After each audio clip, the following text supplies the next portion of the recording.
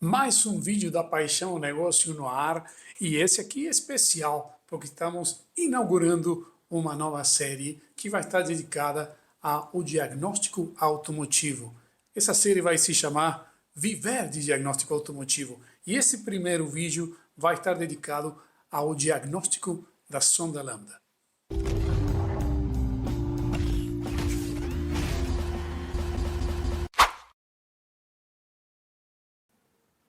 Muito bem, chega nosso primeiro capítulo aí dessa série de Viver de Diagnóstico, e ela vai estar baseada no seguinte: nós vamos começar falando com base nos artigos da coluna da revista O Mecânico, onde nós contribuímos aí com artigos todos os meses relacionados ao diagnóstico automotivo. Então, qual é a ideia? A ideia é colocar aquele conteúdo e poder explicar um pouco mais em detalhes princípios de funcionamento, metodologias, procedimentos de diagnóstico de diferentes componentes que têm a ver com a parte de gestão eletrônica de um automóvel. Muito disso baseado na parte de gestão do motor, mas vamos ter também outros sistemas além de gestão do motor. Então, beleza, vamos então começar com isso aí. Hoje vamos falar do diagnóstico do sistema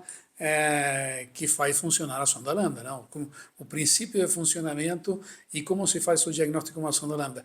Isso está no artigo aí, vocês estão vendo na tela, edição 339 de julho de 2022, essa coluna está entre a página 63 e 70 da revista O Mecânico, que gentilmente nos oferece a possibilidade de colocar todo esse conteúdo aqui para falar tecnicamente com vocês aqui em DPN da Paixão ao Negócio.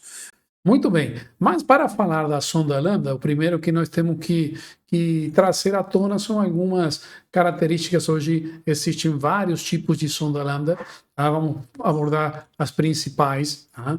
E, em princípio, nós estamos vendo aqui nessa tela sonda lambda do tipo finger, né? Finger do inglês quer dizer dedo, quer dizer que o elemento sensor tem o formato de um dedo. Essas são as sondas lambdas iniciais, né, com quais começávamos, seja de um fio, aquela que trazia, por exemplo, AGM, depois 3, 4 fios. Mas são sondas lambda das versões, vamos dizer, finais dos anos 90 até depois, já entrado 2006, 2008, por aí, todo mundo usava sonda lambda tipo finger. Tá vendo aí que na nomenclatura aqui utiliza o H é heater, quer dizer que eram sondas que tinham também, a maioria delas, um elemento de aquecimento. Vamos ver a importância disso. Beleza, sonda lambda, primeira geração, poderíamos dizer isso, primeiras famílias de sonda lambda. Depois nós passamos já um pouquinho mais para frente com a sonda lambda do tipo planar, que leva essa nomenclatura LSF. Tá? O elemento sensor já não é mais um formato de um dedo, de um finger. O elemento sensor agora é uma lâmina, é plano, é uma lâmina plana. E o que muda com isso?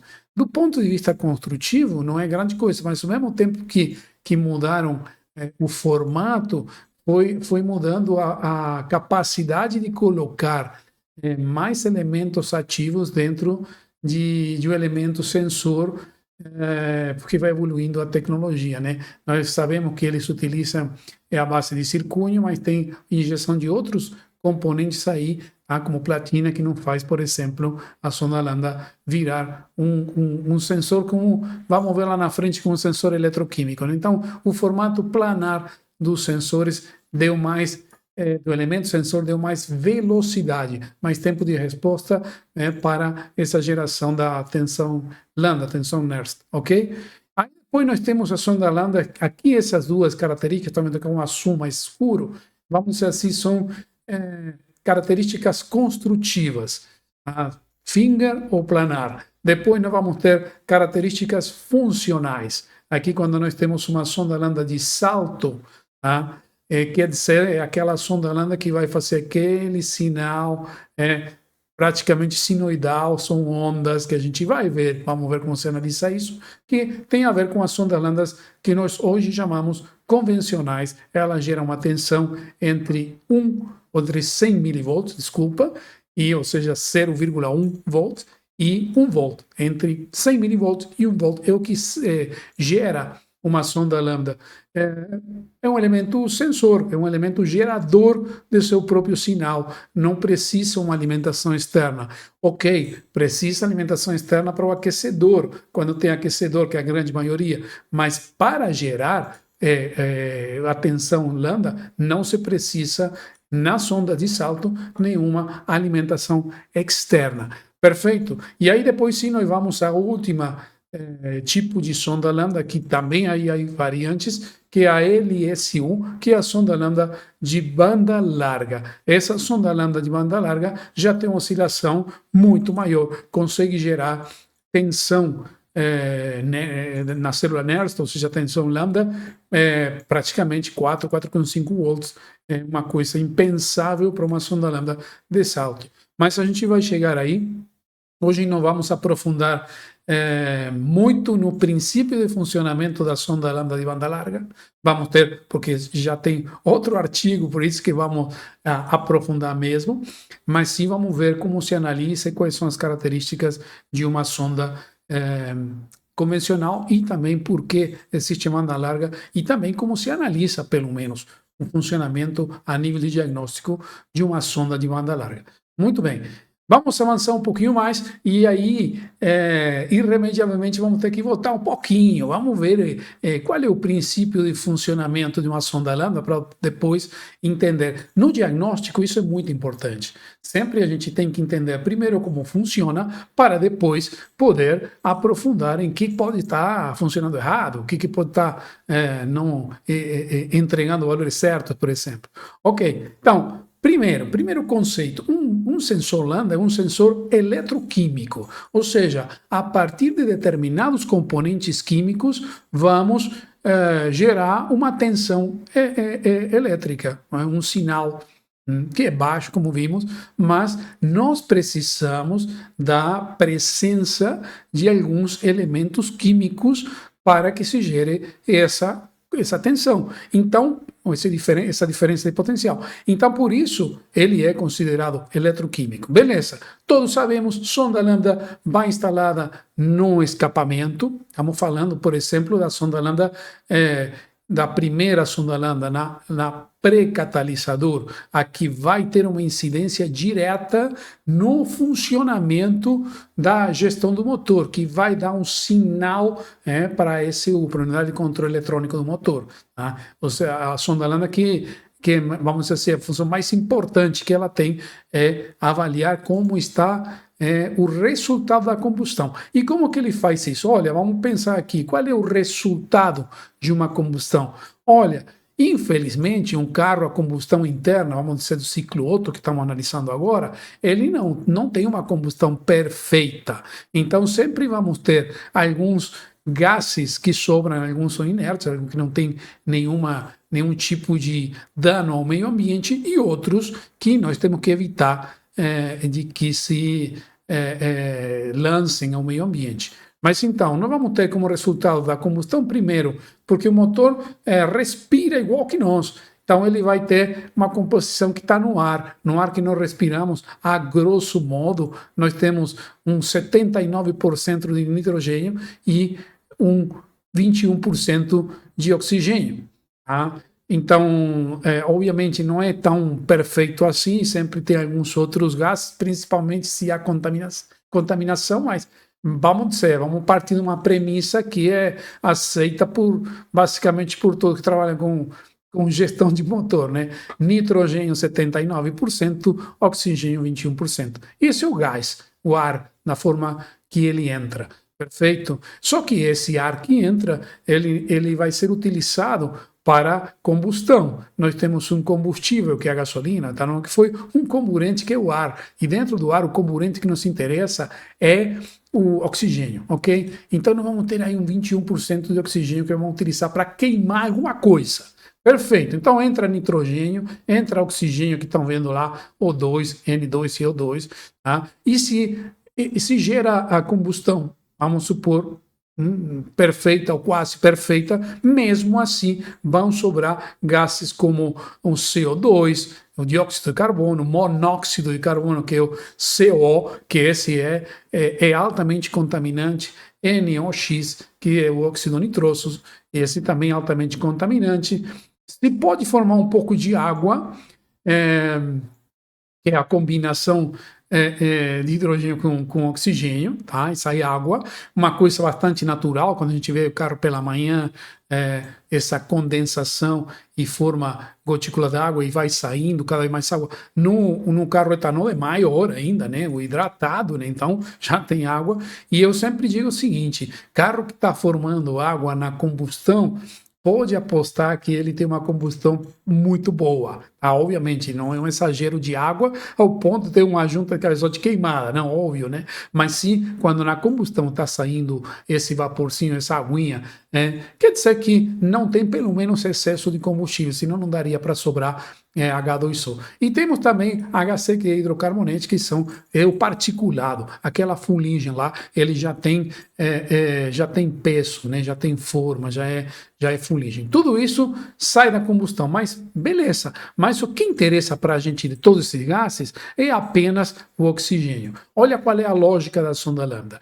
A lógica da gestão do motor. Se eu utilizo 21% de oxigênio para misturar com a gasolina e queimar, depois de queimar, eu posso fazer uma conta para ver quanto oxigênio sobrou. Tá? Se sobra muito oxigênio, a gente quer dizer que a mistura foi pobre, tinha pouca gasolina para combinar com todo o oxigênio. Então a mistura é pobre. Se sobra pouquíssimo oxigênio, a mistura é rica. Essa é a base, tá? Mas vamos ver como que faz essa conta. Beleza. Então ficou claro para a gente que por esse tubo aqui, que está representando esse tubo, seria o escapamento, estão passando todos esses gases a alta temperatura. Nós estamos vendo aqui, às vezes você tem um veículo a mais de 500 graus de temperatura, esses gases quentes que estão saindo, a sonda lambda, por isso, se coloca também relativamente perto da saída do escapamento. Por quê? Porque temperatura é um fator determinante para que a sonda lambda possa funcionar, gerar a sua tensão, ok? Mas ficou claro isso, então?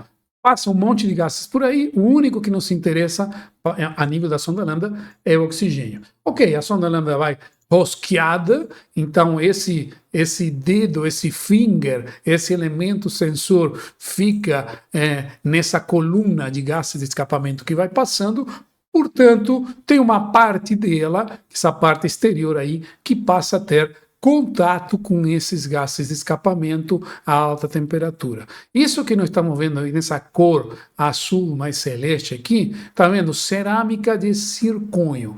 E o zircônio é um material, foi descoberto isso, essa propriedade, que quando ele atinge determinada temperatura, para uma sonda lambda é 280, 300, 350 graus é o ideal para que o zircônio se transforme em condutor. Condutor de quê?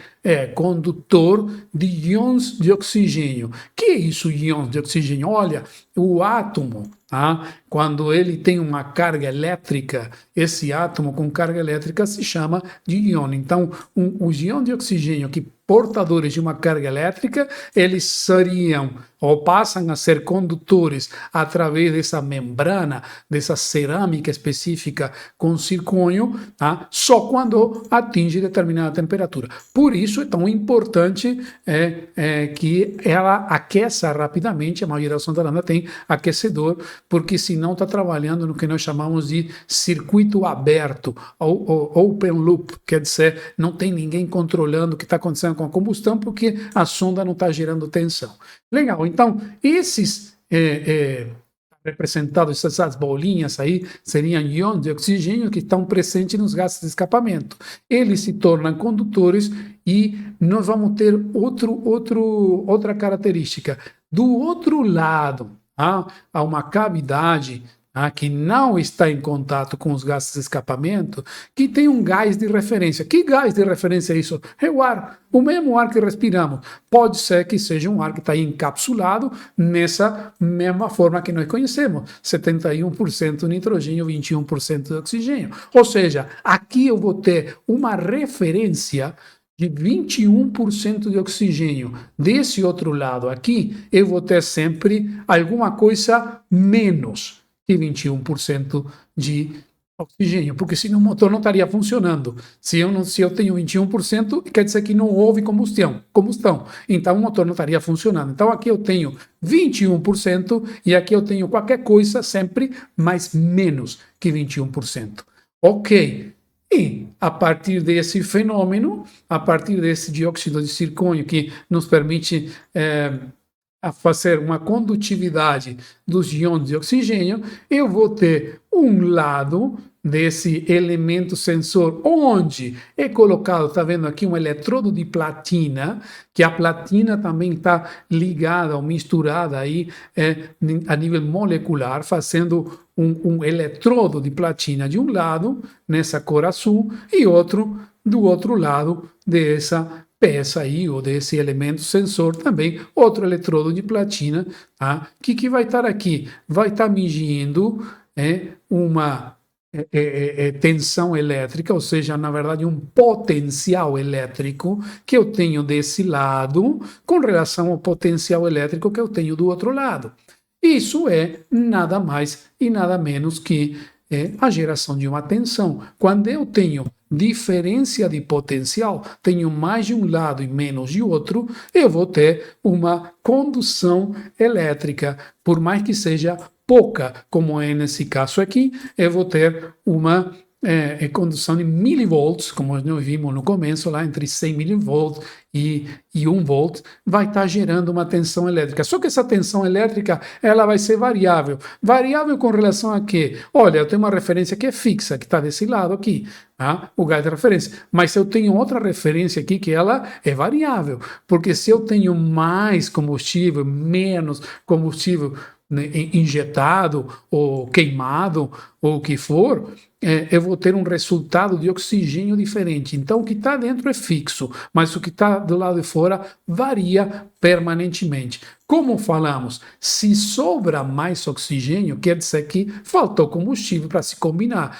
Então, é uma mistura pobre, sobrou mais oxigênio. Se falta mais oxigênio, é uma mistura rica. Então, quanto maior for a diferença desse potencial, maior será a tensão recolhida nesse multímetro simbólico que temos aqui, que é conhecida como a tensão NERT, é uma célula NERT, ou também como a tensão lambda, para não complicar muito a história, tá? Vamos ter uma geração de tensão que sempre estará oscilando, ok? Então, esse é o princípio de funcionamento de uma sonda lambda, tá? Um sensor eletroquímico. O que mais podemos falar com relação a isso? Veja um pouco aí os detalhes construtivos, tá? Por um lado, vemos aqui o elemento cerâmico, esse é justamente uma sonda lambda antiga, já com o sensor tipo finger, a carcaça, tudo bem, que tem que estar rosqueado aí dentro. Nós temos aí, nesse caso, está mostrando aí conectores que tem a ver com a resistência de aquecimento. Falamos que a sonda lambda tem que atingir 300, 350 graus o mais rápido possível para que o elemento de zircônio, o sensor ativo esse, comece a ser combutivo. Então tem que ser rápido isso aí, essa alimentação elétrica. E depois nós temos também os dois contatores que seriam que vão recolher o sinal, tá? Vamos dizer assim, o lado que vimos lá, né? Que estão revestidos com platina, então são elementos condutores, tá? O lado externo e o lado interno da sonda lambda, onde está medindo a diferencial de tensão a partir da presença de mais ou menos oxigênio, ok? Mas existe outro elemento aqui que é importante, que às vezes se confunde, que é o seguinte, é o tal do fator lambda.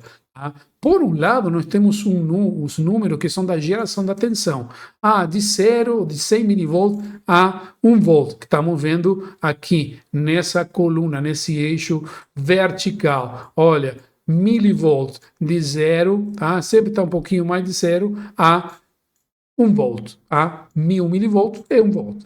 Perfeito, mas aqui embaixo estamos vendo outra escala horizontal que está mostrando 0,8, 1, 1,2 e esse simbolinho aqui, que é o símbolo lambda, a letra grega, lambda está simbolizando o fator lambda. Olha, para vocês terem uma ideia o lambda 1, que está aqui, o fator 1, é o que considera a central eletrônica do motor, porque quando ele for calibrado, vai estar calculado qual é a mistura ideal, ou seja, qual é o resultado ideal de oxigênio que eu tenho que ter no escapamento. Então, para quê? Para eu pensar que tenho uma relação ar e combustível, aquilo que chamamos de relação estequiométrica, relação ideal, o mais adequado possível. Para a gasolina uma, para a etanol é outra, para a gasolina pura 14,7, nós não temos no Brasil 14,7 porque não tem gasolina pura, tem aditivo de etanol. Para o etanol já varia completamente conforme a presença, quanto que temos de etanol, se é 100%. Então, mas cada um do tipo de combustível vai ter a sua relação ideal aqui, o fator lambda 1, que é o que busca. A eletrônica vai estar buscando sempre calibrar, a fazer os ajustes de quantidade de injeção, momento de injeção até avanço de ignição, tá? Para deixar aqui sempre o mais próximo possível de lambda 1. Por quê? Porque lambda 1 é a relação de ar e combustível menos poluente, não é de mais potência, não é de mais economia, é a menos poluente. Lambda 1 e o que busca qualquer carro que circula na rua, contamina menos, ok? Beleza, então o fator lambda, como está vendo aí, é uma relação entre a massa de ar que é fornecida, que é aspirada, né, e o que seria teoricamente necessário. Ou seja, é o resultado da combustão. Se sobrou muito oxigênio, mistura pobre, nós vamos ir para valores de tensão baixa, mas fator lambda alto. Mistura pobre no fator lambda vai ser acima de 1, 1,2, já é uma mistura bastante pobre. Fator lambda de mistura rica vai ser para menos de 1, 0,8, uma coisa assim, e valores de tensão mais elevados. Ok? Então, isso é bastante importante de não misturar o que é a tensão lambda e o que é o fator lambda. São duas coisas diferentes e, como vocês viram, um vai para positivo quando é mistura pobre, o fator lambda, enquanto a tensão vai para baixo quando é mistura pobre. Por que vai para baixo? Porque mistura pobre quer dizer que sobrou muito oxigênio. Quer dizer, se eu tinha 21% de oxigênio, vou fazer uma exageração assim, vamos supor que sobrou 19%. Olha, é muito pouco, é muito parecido. Então, a diferença de potencial é baixa e, portanto, gera uma tensão muito baixa. Tá? Então, essa seria a explicação mais didática para entender porque a mistura pobre gera uma tensão baixa. Ok? Mas também devemos ver como a gente faz o diagnóstico disso na oficina, né? E aí nós vamos ter dois elementos muito importantes para avaliar em uma sonda lambda. A nível do sensor, não estou falando da parte do aquecimento, que também a gente tem que fazer uma avaliação da alimentação, tá? Se está chegando a alimentação correta para o sensor lambda, né, a parte do aquecimento, lembrando que o aquecedor, o elemento de aquecimento do sensor lambda, ele é do tipo PTC. PTC quer dizer, é como qualquer resistência, aumenta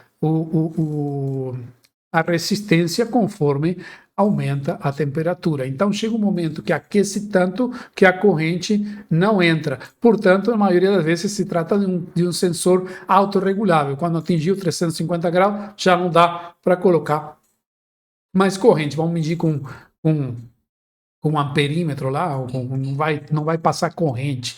Tá? Ok?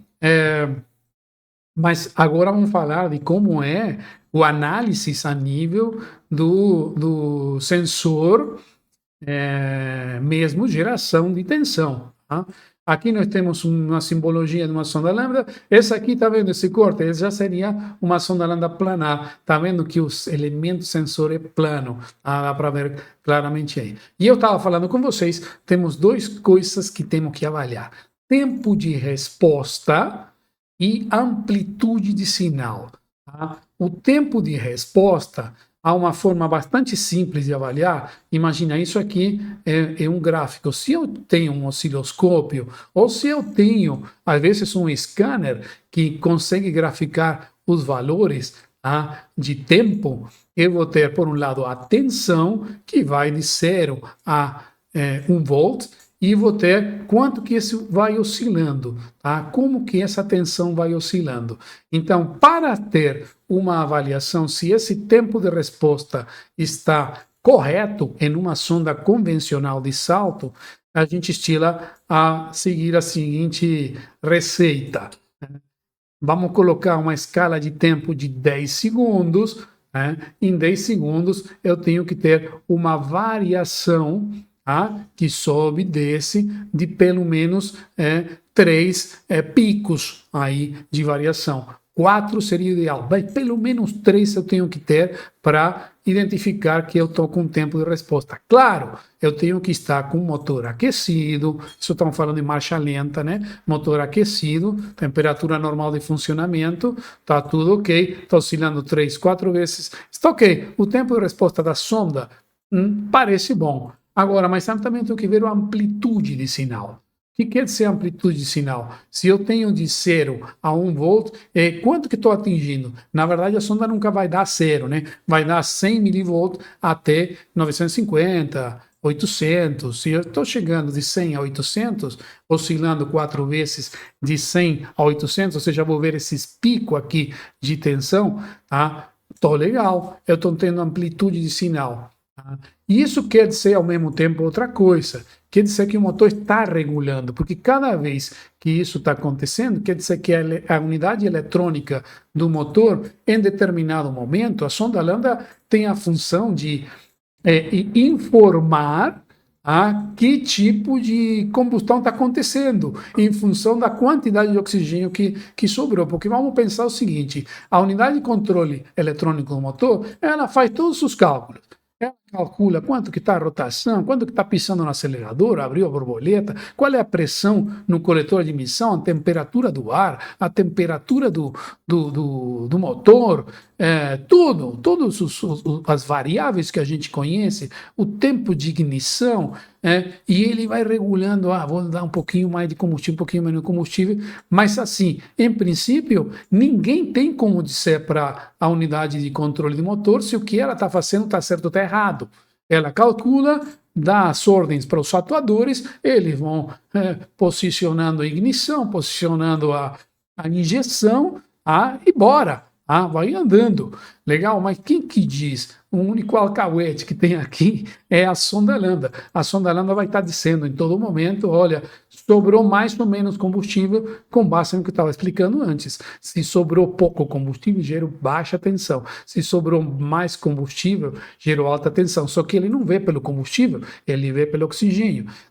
Então, se eu tenho diferença de potencial entre os dois lados, escapamento e elemento sensor da sonda lambda, e sobrou mais ou menos oxigênio, isso aqui vai estar oscilando e ela está sempre regulando. Ela está sempre buscando o quê? O ótimo. O ótimo é lambda 1, fator lambda 1. Então, um pouquinho mais de combustível. Legal. Agora ficou rico demais. Então, tira um pouquinho.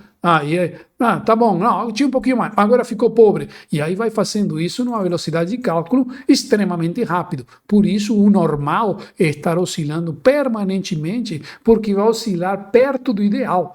A sonda lambda está dizendo, olha, estamos quase, sempre está quase perfeito. Essa é a função da sonda lambda. E o que nós avaliamos a nível de medição, essa é uma medição direta, a gente coloca uma agulha lá no fio que vai ser o que gera o sinal elétrico que vai para a unidade de controle motor, coloco um fio aí, um negativo em outro lugar, e beleza, eu vou ter esse sinal. É o sinal da geração real, a medição direta da sonda lambda. Ok? Vamos avançar um pouquinho mais também, porque é importante entender o seguinte, isso a gente falando de uma sonda lambda convencional, tá? Mas vejam o que acontece, eu consigo medir parâmetros de funcionamento de mistura muito perto do ideal, mas se a mistura fica muito pobre, a sonda lambda, por aquilo que eu estava comentando para vocês, eu vou ter dois potenciais de oxigênio muito próximos, ela não vai gerar tensão, mas então a sonda lambda vai ter umas limitações principalmente para os veículos mais modernos, para os veículos que trabalham com injeção direta, que eles têm a capacidade de, em algumas situações de funcionamento, trabalhar com misturas extremamente pobres. E sendo essas misturas extremamente pobres, uma sonda lambda convencional não vai conseguir medir o que está sobrando de oxigênio, é zero a geração de tensão. Então aí, eu já adiantei ao começo, não vamos ter aqui, nesse vídeo aqui, uma explicação aprofundada do princípio de funcionamento, mas vamos ter um dia para isso, sim, em outro vídeo, explicando como, a partir de outro artigo lá da revista, como funciona uma sonda de banda larga. Mas o que eu posso adiantar que ela precisa, uma sonda de banda larga, agora sim, ela precisa de uma alimentação externa para gerar um diferencial de tensão. Então, essa alimentação externa, desculpa, que leva uma sonda lambda, já é uma sonda que você vai ver tem 5, 6 fios, já é diferente das sondas convencionais. Ela vai ser medida em amperes, em miliamperes. Olha, é tão pouco que a gente nem consegue medir, mas o que ela está fazendo aqui é o seguinte, o que eu estava explicando aqui, está mostrando uma faixa de sensibilidade da sonda, quer dizer, uma sonda que foge muito de uma mistura pobre, de uma mistura ideal do lambda, fator lambda 1, foge muito disso, ela não consegue gerar tensão. Então, assim, a partir de um novo conceito de funcionamento, essas sondas conseguem fazer medições de fator lambda 1.4, 1.7, 2.1, ou seja, misturas extremamente pobres. Tá? E isso que não dá nem para ver com multímetro na maioria das vezes. Ok? Para vocês terem uma ideia aqui, veja só, como avaliamos uma sonda lambda de banda larga na primeira instância, isso aqui é uma tela que dá para ver a partir de um scanner. Em um scanner, qual é a diferença? Quando a gente mostrou os valores de medição direta que fazíamos lá na sonda de salto, é medição direta, é um multímetro, é um osciloscópio, a gente consegue ver isso aqui. Isso aqui já é um valor processado, porque a sonda não vai entregar para a gente naquele fio uma tensão, não vai dar para avaliar a partir disso. Mas quando a gente coloca o sensor lambda para leitura dentro dos parâmetros de funcionamento do scanner, nós vamos ver uns valores de tensão que aí não tem essa oscilação sobe e desce, senão que realmente quando a gente acelera, vamos ver que aumenta bastante a tensão lambda que é gerada. Nesse caso, nós vemos, olha só, o exemplo que está mostrando aqui, um fator lambda 1 é essa linha pontilhada aqui. Olha até onde pode chegar de mistura pobre. 4.0, 3.4 é uma mistura extremamente pobre. E aqui ele gera uma tensão que é calculada, porque pelo que nós falamos seria exatamente o contrário. A mistura pobre não era que não gerava tensão, não, mas aqui nós temos um circuito que está calculando. É um valor calculado que nós vamos ver a partir do scanner. Mas a partir do scanner que a gente estaria avaliando uma sonda de banda larga, acelerando e vendo nos parâmetros de funcionamento de tensão como essa tensão se eleva à medida que, nesse caso aqui, um exemplo com mistura pobre. Tá? Mas eu queria já fechando aquilo que estava tratado naquele artigo também aí, um detalhe bastante importante. Há um diagnóstico que nós podemos fazer em uma sonda lambda, que é a partir das correções adaptativas. O que é isso das correções adaptativas? Olha, toda unidade de controle eletrônico de motor, uma ECU, tá? Ela tem uma memória, tá? E ela tem um programa de funcionamento, os mapas que chama, né? Que trabalha sempre com base, vamos dizer assim, com condicionais. Olha, com tanto ângulo de borboleta vai entrar tanto ar, com tanta entrada de ar e tanta CRPM vai tanto combustível, vai tanto avanço de ignição e tudo mais. Beleza, faz todos esses cálculos e aí coloca a quantidade de combustível, avanço de ignição necessário. E aí, como falamos, a sonda Lambda está falando, olha, está rico, né? Ou seja, está sobrando combustível, está faltando oxigênio, está sobrando combustível, né? Ok, beleza, então vou dar um pouquinho mais de combustível, vou tirar um pouquinho de combustível, né? Porque estava rico. Legal, continua rico, então vou tirar um pouquinho mais de combustível, tá? E essas são adaptações que a central vai fazendo, porque o motor, tá? Um motor, como você sabe muito bem, uma máquina. Imagina você compra um motor 0 km, tá? E aquilo rodou 10 mil quilômetros, que não é nada. Tá? E como fica, por exemplo, a vedação das válvulas? Será que já é a mesma? Eu brinco, às vezes até melhora, quando é 1.000 km está até vedando melhor. Mas vamos supor que tem 50 mil quilômetros. Eu vou fazer o quê? Vou jogar o carro no lixo? Não, tá novo, 50 mil quilômetros, legal, mas concorda, já não é a mesma coisa a vedação do cilindro, a vedação das válvulas, já junta um pouquinho de carvão, enfim, alguma peça já gera algum desgaste, então não pode ser um mapa fixo, ela funciona assim e acabou, tá? Então qualquer desgaste, qualquer pequena joguinho de cintura que tem que ter, a gente não conhecemos isso dos valores adaptativos, vocês vão se lembrar bem, com o corpo de borboleta, né? Quando surge o corpo de borboleta, ele muda a posição e ele grava essa agora já não é mais 3 graus, agora é 4 graus. Por quê? Porque está sujo. Ok? Então são valores que são adaptados, são levados em consideração. E a sonda Lambda tem um papel fundamental para isso, porque na medida que vai mudando algumas coisas, agora tenho que dar um pouquinho mais de combustível, talvez porque o injetor fica um pouco sujo, sei lá o que, ela não sabe, mas ela sabe a partir da sonda Lambda que está ficando pobre, ou está ficando rico, o que for, tá? Então começa a fazer adaptações que nós classificamos, ou a central eletrônica classifica em duas categorias. De curto prazo, tá? E que é de curto prazo? Está acontecendo agora, então corrigindo agora. E de longo prazo, tá? Vamos ver como funciona isso. Essas adaptações de curto e longo prazo, como muita coisa na nossa mecânica automotiva, o nome vem do inglês, né? Então, Short Term Fuel Trim, ou seja, que são correções adaptativas de curto prazo. Tá? Então, como falei, está rodando o motor, e ele apresenta, por exemplo, uma tendência a ficar pobre. Então, o que faz? Vou dar um tiquinho mais de combustível. Então, do meu mapa original, da minha base, de quando o carro era 0 km, eu vou dar 5% a mais de combustível no cálculo. É um valor de correção, é um valor adaptativo. Legal. E se esse valor de correção, 5%, o carro se adapta bem e passou determinado tempo, às vezes são minutos, horas, o start liga, desliga, cada central eletrônica tem a sua estratégia para isso, mas passou um certo tempo, ele já se grava na memória de longo prazo, que é o que temos aqui Long Term Fuel Trim, ou seja, correções de longo prazo.